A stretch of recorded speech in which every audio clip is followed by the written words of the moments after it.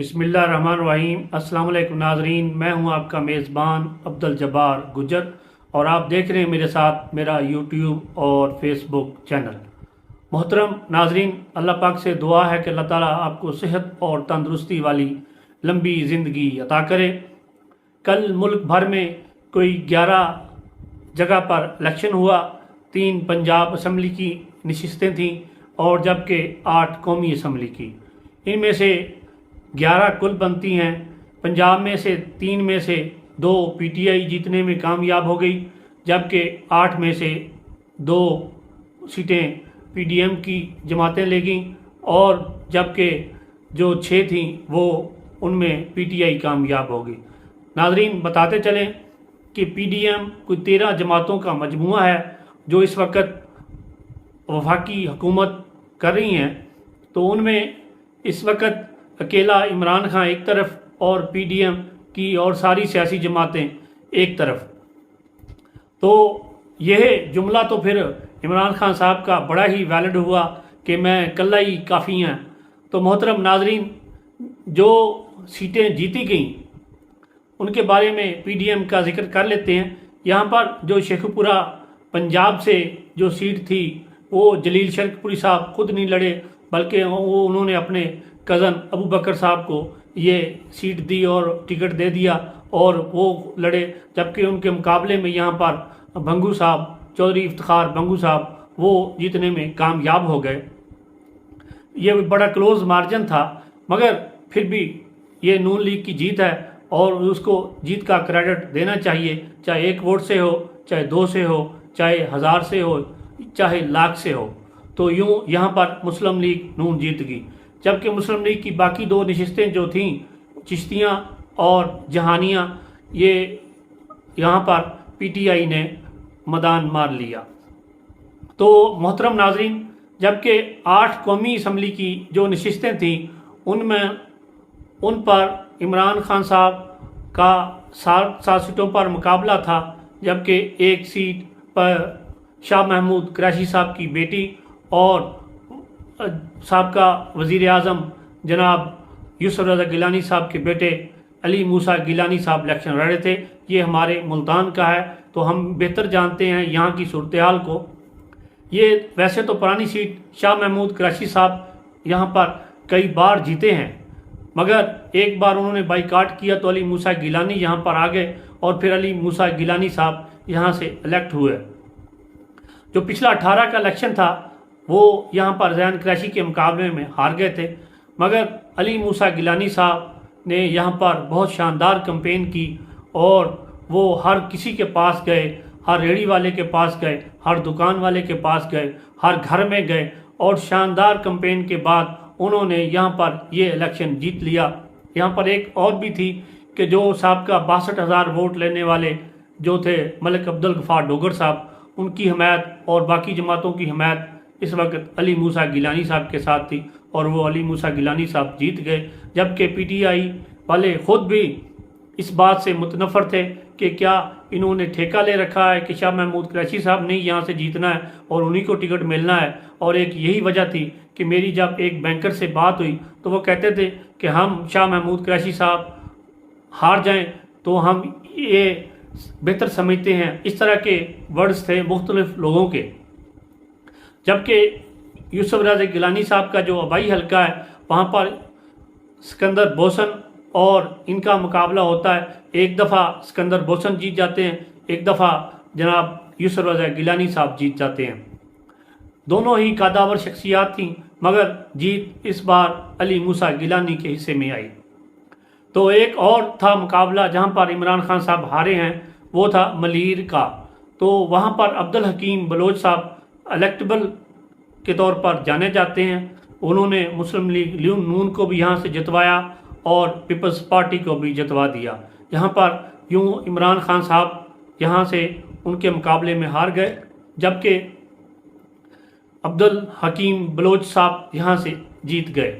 मोहतरम नाजरीन, ऐसे ही है कि जैसे कि 1970 में मुफ्ती महमूद साहब ने जुल्फ़िकार अली भुट्टो साहब को शिकस्त दी थी, ये बात आपको याद होगी। और मोहतरम नाजरीन, अगर मैं कल्ला ही काफ़ी हैं कहा जाए तो ये बजा होगा, क्योंकि जब पाकिस्तान बना तो क़ायद आज़म मोहम्मद अली जिन्ना साहब उस वक़्त उनका तोती बोलता था, वो अंग्रेज़ी में तकरीर करते थे। तो सामने बैठे हुए अनपढ़ बुज़ुर्ग जब उनसे सवाल किया गया कि बाबा जी तुहानू इहदी समझ आई है, तो वो कहते सी सानू समझ तो नहीं आई, पर जो ये कह रहा तो कह ठीक रहा हैगा। उस वक़्त उनका ग्राफ था मुस्लिम लीग का, और मुस्लिम लीग की जमात ने ये पाकिस्तान बनवाया, और क़ायद आज़म मोहम्मद अली जिन्ना साहब को क्रेडिट जाता है कि हमें उन्होंने दो कौमी नज़रिए के तहत ये वतन लेके दिया। मोहतरम नाज़रीन, फिर आगे आए 1970 में। तो 70 में इस तरह की मकबूलियत पहले शायद पाकिस्तान में किसी ने हासिल ना की हो जिस तरह जुल्फ़िकार अली भुट्टो साहब ने की। भुट्टो साहब ने जिसको टिकट दिया वो कामयाब हो गया, खंबे को टिकट दिया खंबा जीत गया। ये एक मिसाल है कि जो जिस शख्स को भी उन्होंने टिकट दिया और वो जीत गया, और यहाँ से मशरकी पाकिस्तान में मुजीबुर रहमान, मगरबी पाकिस्तान में भुट्टो साहब इस तरह जीतने में कामयाब हो गए। इसी तरह फिर जब मार्शल के बाद उनकी बेटी मार्शल के दौर में ही 10 अप्रैल 1986 को पाकिस्तान आई, तो एक जमे गफीर था, लाहौर की सड़कों रश से भरी हुई थी, और आपने देखा होगा कि वहाँ पर पाँव रखने की भी जगह नहीं थी। ये शोहरत, ये बुलंदी, ये इज़्ज़त अल्लाह ताला ने उस वक़्त मोहतरमा बेनज़ीर भुट्टो साहिबा को अता की, और फिर वो 1988 में इलेक्ट हो गई। फिर इसके बाद 1993 में फिर उनकी शहादत के बाद भी उनकी पार्टी एक बार 2008 में बरसरे इक़्तिदार आई। ये थी अल्लाह की अता, और अल्लाह ने जिसको शोहरत दी और उसको अल्लाह ताला ने मकाम दिया। फिर जनाब अगर बात करें मोहतरम जनाब नवाज शरीफ साहब की, ये भी अल्लाह की अता है कि अल्लाह ताला ने उनको इज़्ज़त बख्शी, और वो जो जनरल ये काउंसलर का इलेक्शन था उसमें हार गए, मगर उसके बाद अल्लाह ताला की ऐसी मेहरबानी हुई कि वो नॉन इलेक्टेड होते हुए भी पंजाब के वज़ीर ख़जाना रहे। फिर 1985 में वो वज़ीर आला बने, फिर 1988 में फिर वज़ीर आला बने, 1990 में IGI के इत्तेहाद की वजह से वो वज़ीर आज़म पाकिस्तान बन गए। फिर वो अकेले ही उनकी जमात उन्होंने रजिस्टर्ड जब करवाई पाकिस्तान मुस्लिम लीग नून, तो 1997 में एक भारी मार्जिन से जीते, और उनके विजन के मुताबिक आवाम ने उनको वोट दिया। और ये मकबूलियत थी मियाँ मोहम्मद नवाज शरीफ साहब की कि वो उस वक़्त के मकबूल तरीन लीडरों में शुमार होते थे। तो मोहतरम नाज़रीन, ये था सूरत हाल जो सियासी जमातों के कायदीन हैं, मैंने उनका एक आपके सामने जायजा पेश किया है। तो अब आ जाएँ, बात करते हैं इमरान खान साहब की।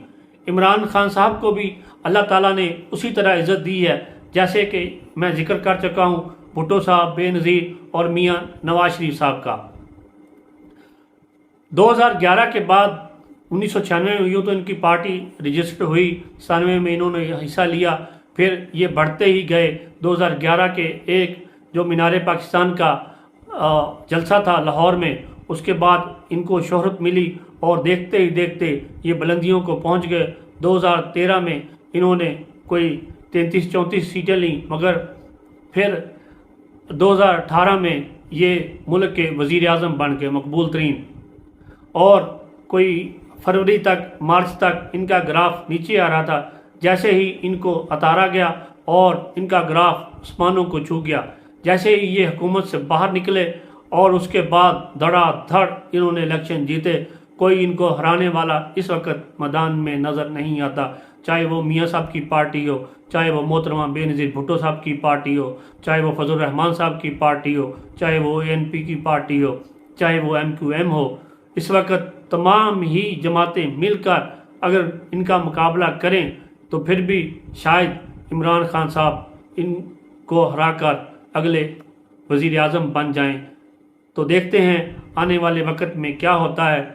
ये दौलतें, ये इज़्ज़तें, ये शोहरतें मेरे अल्लाह की अता हैं, वो जिसे चाहता है जिस वक्त चाहता है इससे उनको नवाज देता है। इस वक्त अल्लाह ताला की मेहरबानी मुझे लगता है कि वो इमरान खान साहब पर है, और इमरान खान साहब का इस वक्त तोती बोलता है। वो जो भी कहते हैं आवाम को सच लगती है। ये आने वाले वक्तों में पता चलेगा कि क्या होता है और क्या नहीं होता, कि क्या सूरत हाल बनती है। तब तक के लिए मुझे दीजिए इजाज़त। अपना रखिए ख्याल। खुदा